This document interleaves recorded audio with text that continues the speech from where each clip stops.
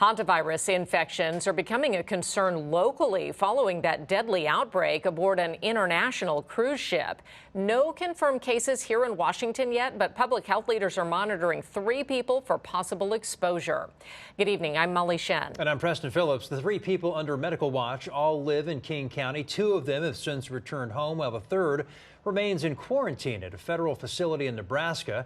KOMO's Joel Marino live this evening on the Seattle waterfront, where he's been tracking the situation here in King County and the next steps for those patients. Joel?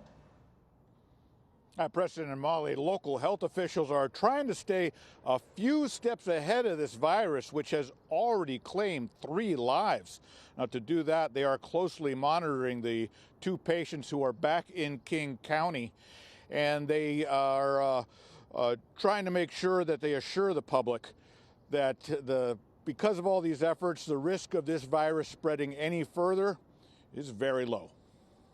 Cruise ship season is a celebrated time in Seattle, but a hantavirus outbreak aboard a ship traveling from Argentina to the Canary Islands is a grim reminder for some. Anytime you're in a situation like that, I guess you're vulnerable, but you can't stop living. 3 people have since died, and 18 Americans are either in quarantine at a facility in Nebraska or under close monitoring in Atlanta. And now 3 people from King County are at the center of these efforts. One was a passenger on that ship, and 2 others may have been exposed on an airplane. Our 2 residents were not on the cruise ship, but they were sitting near an ill cruise ship passenger who was removed from a flight before takeoff in South Africa. This strain of hantavirus is rare but can cause serious illness, starting off like a flu, but then leading to severe breathing problems as the lungs fill with fluid. It primarily spreads from contact with rodents, especially when people are exposed to their urine, droppings, and saliva. The person from King County who is staying at the Nebraska medical facility remains in isolation. The other 2 back in King County are working with public health officials and limiting activities outside the home they share. The protocols include daily temperature checks, assessment for any symptoms consistent with hantavirus, and responding to public health monitoring on a daily basis. Still, the deadly outbreak is raising new questions about cruise ship safety and the precautions people can take. It might have a little effect on me to make that decision or wait until it was over. There wasn't a concern about it.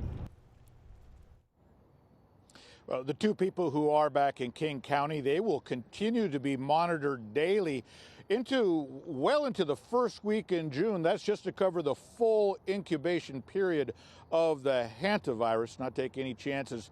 That 3rd person who is at that facility in Nebraska, well, they could be monitored medically even longer.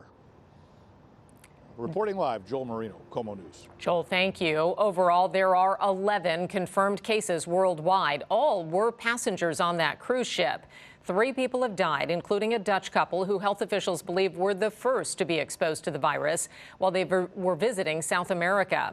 For those who may be infected, the World Health Organization is recommending a 42-day quarantine period.